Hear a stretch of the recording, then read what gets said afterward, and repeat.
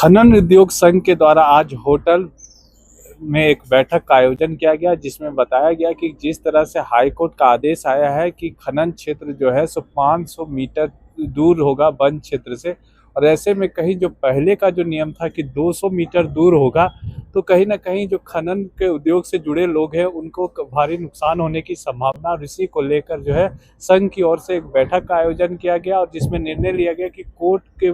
न्यायालय के शरण में हम लोग फिर से एक बार हम लोग अपील करेंगे और कहीं ना कहीं कोर्ट से ये गुहार लगाएंगे, क्योंकि पहले के नियम के अनुसार हम लोग सही थे और अपना काम सुचारू रूप से कर रहे थे। और झारखंड में 33% जो इलाका है वन क्षेत्र का आता है, और ऐसे में खनन क्षेत्र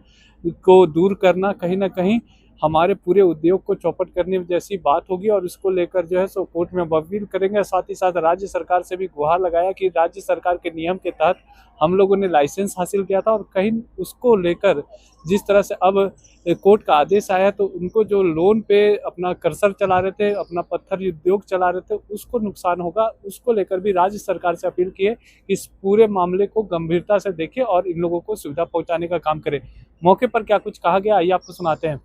झारखंड राज्य पत्थर उद्योग संघ की एक बैठक बुलाई गई है, जिसमें राज्य भर से सारे जिलों से जो पत्थर व्यवसायी, खनन पट्टेदारी और क्रशर ओनर्स उपस्थित हुए हैं। इसमें जो है बैठक में 4 मुद्दों पर हम लोगों ने चर्चा की है, जिसमें अभी हाल के दिनों में माननीय उच्च न्यायालय के द्वारा एक PIL था, जिसमें आदेश पारित किया गया है कि क्रशर खनन पट्टा क्रशर से वन सीमा की दूरी 400 मीटर और खनन पट्टा क्षेत्र से 400 मीटर और क्रशर से 500 मीटर की दूरी को पारित किया गया है। जबकि राज्य सरकार के द्वारा 2015 में ही एक नोटिफिकेशन आया था, जिसमें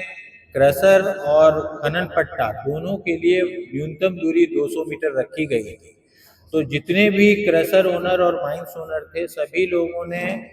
नियमावली के तहत और राज्य सरकार के नियमों को मानते हुए 250 मीटर में क्रशर का लाइसेंस लिया,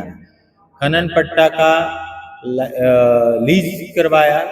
बावजूद इसके हम लोग जो हैं सो आज के डेट में नियमावली के तहत वैलिड लाइसेंस प्राप्त करने के बाद भी हम लोग परेशान हैं कि अब हमारा लाइसेंस जो हमें सरकार के द्वारा दी गई है वो लाइसेंस का क्या होगा। तो हम लोग आज के डेट में अफेक्टेड पार्टीज हैं, हम लोग इस पर मंत्रणा करने के लिए आज का बैठक बुलाया है, जिसमें पूरे राज्य भर से लोग आए हुए हैं। और हम लोग ये विचार कर रहे हैं कि हम लोग इस मुद्दे पर, क्योंकि हम लोग वैलिड लाइसेंस के साथ चले, हमारा क्रशर, हमारा माइंस सरकार के द्वारा दिया गया और वैलिड लाइसेंस प्राप्त करने के बाद हमारे साथ ये समस्या। तो अभी आप लोग काम बंद कर चुके हैं या काम चल रहा है? देखिए, इसका CTO ऑलरेडी अभी प्राप्त है,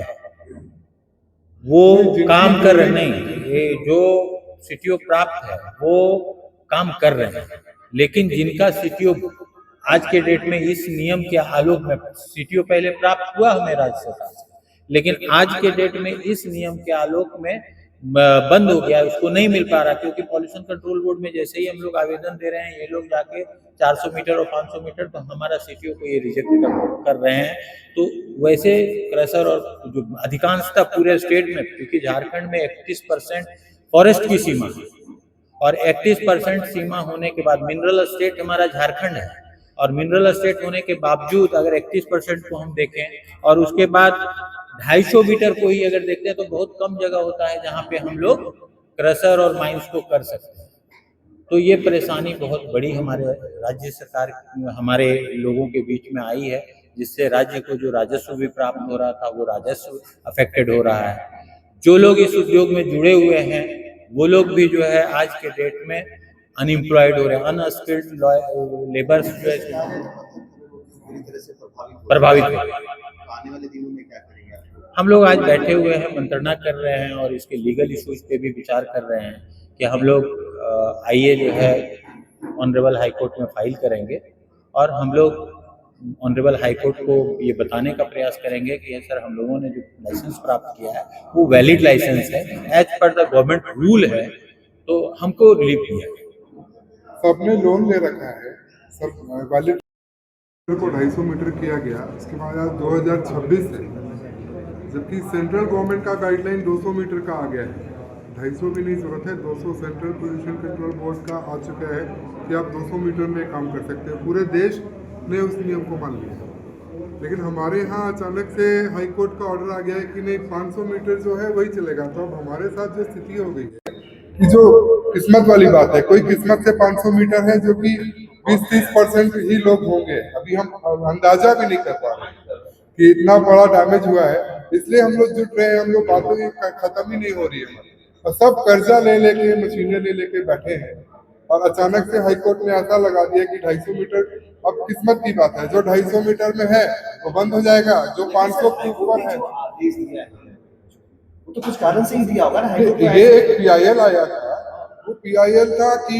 प्रोटेक्टेड फॉरेस्ट और जो नॉर्मल 250 मीटर हम ले रहे हैं उसका खिचड़ी बना हुआ एक ऑर्डर के ऊपर PIL था। तो वो एक बात थी, लेकिन वो बात कोर्ट ने मान लिया उस बात को कि 250 ठीक है, वो 1 किलोमीटर नहीं चाहिए। लेकिन कोर्ट ने अचानक से बोला ये 500 मीटर को 250 आपने किस आधार पे किया? तो वो हमारी लड़ाई नहीं थी, वो सरकार की लड़ाई थी PIL से। तो उन लोगों ने दिखाया कि हमारे विशेषज्ञों ने 2015 में 500 मीटर को 250 मीटर कर दिया, क्योंकि दूसरे स्टेट में भी यही था। तो कोर्ट ने बोला ये हम नहीं मानेंगे, ये विशेषज्ञों की बात हम नहीं मानेंगे, 500 वापस। हम मर गए उससे।